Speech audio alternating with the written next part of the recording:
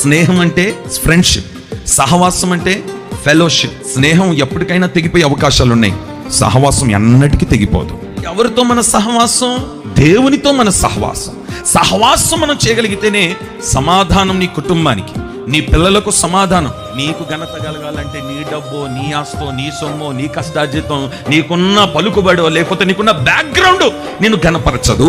దేవుడితో సహవాసంగా నేను ఉంటే ఘనత యావత్తును దేవుడే నీకు దయచేస్తాడు. నీ సహవాసం మారితే నీ హృదయంలో తలంపులు మారిపోతాయి, నీ మనస్సుకు కావలివాడు ఉండడు, సమాధానం పోతుంది. ఈరోజు నీ హృదయం చంచలమైన హృదయాలుగా, కదిలిపోతున్న హృదయముగా, మనస్సు ఎరగొట్టుకొని, హృదయం ఎరగొట్టుకొని కన్నీరు పాలైపోయి కొన్నిసార్లు మరణానికి దారి తీసుకుంటూ వెళ్ళిపోవడానికి గల కారణం ఏంటంటే కాస్త సహవాసంలో ఎక్కడో దోషం.